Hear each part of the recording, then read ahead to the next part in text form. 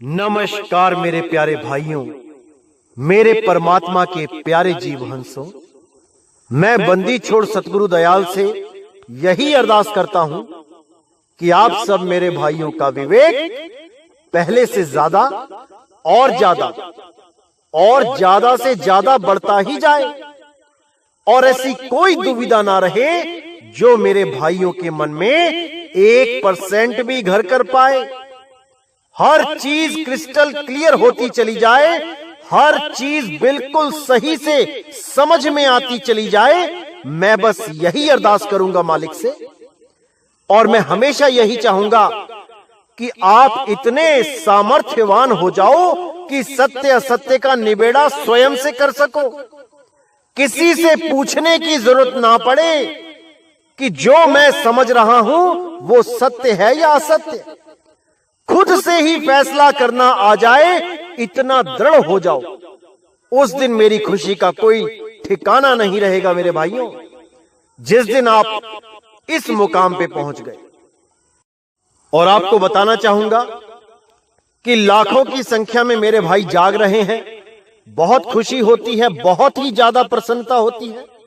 विदेशों से कई फोन आते हैं, लोग जाग रहे हैं। 20-20, 30-30, 50-50 साल जिन पंथों में बैठे हुए थे, आस लगा के कि परमात्मा मिलेगा, मेरे भाई जाग रहे हैं। बहुत खुशी होती है, बहुत ज्यादा खुशी होती है। आपको एक छोटी सी स्टोरी सुनाता हूं। क्या होता है, एक बार एक आदमी ने अपने गुरुजी से नाम लिया होता है। वो नाम का सिमरन कर रहा होता है और एक दिन वो बहुत बीमार हो जाता है।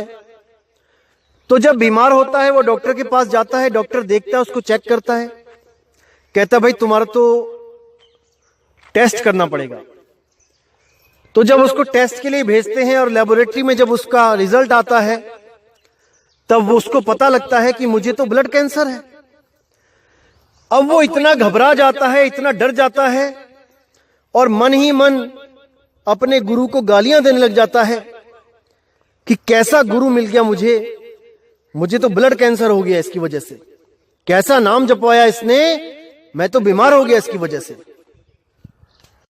तो वो गुरु जी के पास पहुंचता है और गुरु से कहता है कि महाराज मुझे बचाओ, मैंने आपको गुरु बनाया है और मुझे इतना बड़ा दुख आ गया है, अब मुझे उस दुख से निकालो। नहीं तो क्या फायदा था आपसे नाम लेने का। मैं सबको बता दूंगा कि यहां पर नाम लेने से मुझे कैंसर हो गया, मैं बहुत दुखी हो गया, इस नाम सिमरन करने से दुखी दुख मिले मुझे। तो गुरु देखता है कि भाई इसकी तो हालत खराब है। तो गुरु कहता है उसको कि कोई बात नहीं बेटा, बैठो। तो गुरु उसको जब बैठाता है तो एक गुरु कहानी सुनाता है उसको कि बेटा मैं तुम्हें एक कहानी सुनाता हूं, इस पे बहुत विचार करना। तो शिष्य कहता है ठीक है गुरु जी, लेकिन मेरा कैंसर तो ठीक हो जाएगा ना। तो गुरु जी बोले हाँ बिल्कुल ठीक होगा, आप पहले एक कहानी सुने। तो शिष्य कहता है ठीक है गुरु जी बताओ। तो गुरु एक कहानी सुनाता है। तो क्या कहता है गुरु कि एक बार एक राजा था, वो शिकार करने के लिए निकला अपनी बड़ी फौज के साथ, और जब उसने एक हिरन देखा तो वो घोड़ा लेके हिरन के पीछे दौड़ता चला गया। दौड़ता गया, सेना भी साथ में चलती रही। वो दौड़ता गया, दौड़ते सेना बहुत पीछे छूट गई और वो अकेला ही उस हिरन के पीछे भागता रहा।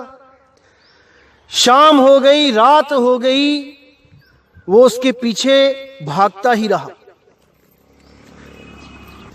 तो जब रात हो गई और पूरे जंगल में शेरों की दहाड़े सुनाई देने लगी, तो वो राजा घबरा गया कि अरे एक हिरन के चक्कर में मैं कहां आ गया अकेला, और अब यहां चीते बाघों की आवाजें, शेरों की आवाजें आ रही हैं, क्या करूं। तो देखता है पास में एक कुटिया, वहां पर आग जल रही है। अंदर से रोशनी आ रही है। तो परमात्मा का शुक्र करता है कि शुक्र है कि कोई तो है यहां जंगल में। तो जाके जब उस कुटिया में झांकता है तो हैरान हो जाता है, इतनी बदबू उस कुटिया में, उस झोपड़ी में इतनी बदबू। सोचता है यहां पर रहता कैसे है कोई, इस भयानक बदबू में कौन रहता है। तो क्या देखता है कि एक आदमी बूढ़ा एक चारपाई पे पड़ा है। उसको देख के राजा कहता है कि तुम्हारी ऐसी दुर्दशा, इतना बुरा हाल। चारों तरफ देखता है तो वहां पर मांस ही मांस लटका होता है, दीवारों पे मांस, ऊपर तारे, जैसे कपड़े बिछाने के लिए, कपड़े सुखाने के लिए तारे लगा रखी होती हैं, उन तारों पे भी मांस ही मांस, मांस ही मांस, चारों तरफ मांस ही मांस, और मांस सड़ रहा है, बदबू भयानक आ रही है, एक पल भी नहीं रहा जा रहा है वहां पे। और राजा हैरान है कि ये कैसे रुका हुआ यहां पे, ये छोड़ के चला क्यों नहीं जाता इस झोपड़ी को। तो उससे पूछता है भाई तुम कौन हो। तब वो बूढ़ा आदमी कहता है कि मैं एक शिकारी हूं, मैं जंगल में शिकार करता हूं और मैं बहुत कमजोर हूं, इसलिए मैंने पहले से ही ये मांस अपने लिए बचा बचा के लटका रखा है ताकि मुझे बाहर ना जाना पड़े और मैं इसी को ही खा के जब तक मैंने जीना है जीवित रहूं। तो राजा कहता है कि भाई कमाल हो गई है, तो ऐसी दुर्दशा, ऐसी महाबदबू में तुम कैसे रहते हो। तो वो शिकारी बोला कि भाई मेरी चिंता मत करो, तुम बताओ तुम कौन हो और यहां क्या कर रहे हो। तब वो राजा बोला कि देख भाई, मैं तेरे इस राज्य का राजा हूं, मैं बहुत बड़ा राजा हूं और मैं शिकार करता करता इस जंगल में भटक गया हूं और अब मुझे एक रात के लिए तेरे पास शरण चाहिए। तो वो कहता है कि राजा मैं तुम्हें शरण नहीं दे सकता। तो राजा कहता है कि क्या बात कर रहे हो, बाहर शेर चीते हैं, मैं बाहर रहूंगा तो वो खा जाएंगे,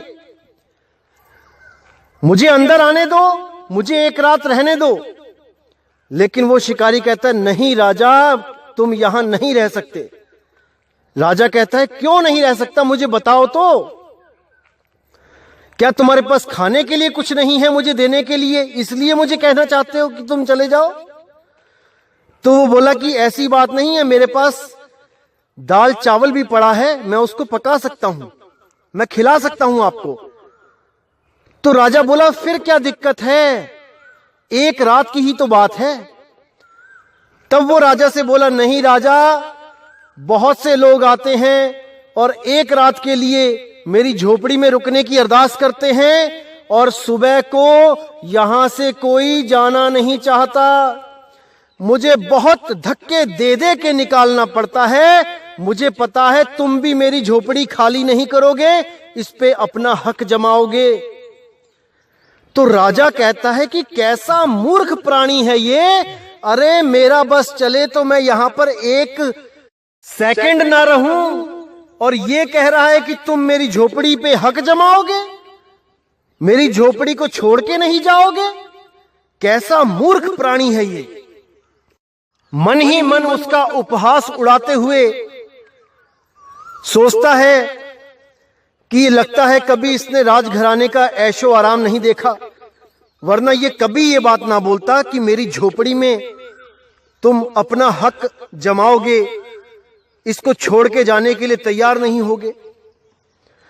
लेकिन फिर भी वो अरदास करता है कि भाई मैं राजा हूं, मैं चक्रवर्ती सम्राट हूं, मैं तुम्हें वचन देता हूं कि सुबह होते ही मैं तुम्हारी झोपड़ी खाली कर दूंगा, ये मेरा वादा है, चक्रवर्ती सम्राट का वादा है। तो वो बूढ़ा शिकारी कहता है कि देख लो भाई महाराज जी, मुकर मत जाना, पता लगा तुम्हें भी धक्के देके निकालना पड़े यहां से। तो राजा हंसने लग जाता है, कहता है अरे कैसी मूर्खता वाली बातें करते हो, मैं वचन देता हूं कि मैं यहां एक पल भी नहीं रुकूंगा, सुबह होते ही मैं तो अभी छोड़ दूं इसको, लेकिन मेरे पास कोई विकल्प नहीं है, मैं नहीं जा सकता कहीं। तो वो बूढ़ा शिकारी मान जाता है, कहता है कोई बात नहीं, एक रात की बात है, आप रुक जाओ। तो राजा को कुछ भोजन देता है खाने को। राजा उस झोपड़ी में रुक जाता है और सोने की कोशिश करता है उस भयानक बदबू में। धीरे धीरे धीरे उसको नींद आने लगती है और उसको जो बदबू थी वो खुशबू में बदल जाती है। वो उस खुशबू में रमने लग जाता है और रमता रमता रमता सो जाता है। अब जब सुबह उठता है तो बूढ़ा शिकारी बोलता है कि महाराज जी, आपके जाने का समय हो गया है, अब आप अपने राजमहल को जाइए। तो वो राजा बूढ़े शिकारी के चरणों में गिर जाता है और कहता है कि हे प्रभु, हे मेरे मालिक, मुझे इस झोपड़ी से मत निकालो, मुझे इस झोपड़ी में रहने दो, मैं आपका दास बन के रहूंगा, मुझे कृपया करके यहीं रहने दो, मुझे मत निकालो। तब वो बूढ़ा शिकारी कहता है, महाराज ये तो बिल्कुल गलत बात है, आपने मुझे वचन दिया था कि आप सुबह होते ही मेरी झोपड़ी खाली कर दोगे, लेकिन आप मुझे वादा खिलाफी कर रहे हो मेरे साथ, आप मुझे धोखा दे रहे हो। तो जब इतनी स्टोरी वो शिष्य सुनता है गुरुजी के द्वारा, तो गुरुजी से पूछता है कि महाराज ये कैसी कहानी है? अरे वो राजा महाराजा सम्राट जिसके आगे बड़े से बड़ा ऐशो आराम भी फीका पड़ जाए, बड़े से बड़े इत्र, सुंदर से सुंदर महल, वो उस झोपड़ी के लिए कैसे रोने लग गया? कितना बड़ा मूर्ख है वो। अरे उस राजा का नाम क्या है गुरुजी, नाम तो बता दो, कौन है वो राजा? तो गुरुजी कहते हैं कि वो राजा तुम हो, तुम हो वो राजा। वो कहता है गुरुजी कैसे, वो मैं कैसे हूं? तब गुरुजी समझाते हैं कि बेटा, तुम एक रात के लिए इस तन रूपी झोपड़ी में आए थे। इस तन में, इस झोपड़ी में चारों तरफ मांस ही मांस लटका था और महा बदबू आती है इस शरीर से। अगर आप बाहर की खाल हटा दें तो केवल बाहर की खाल ही इस सारी बदबू को बाहर निकलने से रोकती है। कभी आपके शरीर में कोई कट लग जाए, थोड़ी सी पीक पड़ जाए, उसको सूंघ के देखिएगा कैसी बास मारती है ये चमड़ी। लेकिन तुम वो राजा हो जो इतने महागंध में भी रहने के लिए तरस रहे हो। अरे तुमने जब मुझसे नाम लिया था तो किस लिए लिया था? क्या इस झोपड़ी में रहने के लिए लिया था या अपने राजमहल को लौट जाने के लिए लिया था? इस झोपड़ी से मुक्त होने के लिए लिया था? इन शरीरों से मुक्त होने के लिए लिया था? क्यों लिया था? याद करो। अरे भाई, नामदान केवल और केवल मुक्त होने के लिए लिया जाता है, ना कि इस झोपड़ी में रहने के लिए। इसलिए मेरे भाई, छोड़ना सबने ही है इस झोपड़ी को। उससे पहले पहले उस अवस्था को प्राप्त कर लो जिसको प्राप्त करने के बाद आपको इस झोपड़ी की जरूरत नहीं पड़ेगी। आपका इस झोपड़ी से मोह भंग हो जाएगा और आप केवल और केवल अपने निज रूप में, अपने निज नाम में, अपने निज शब्द में वास करोगे। समझ लो मेरे भाइयों, इसको अच्छी तरह समझ लो।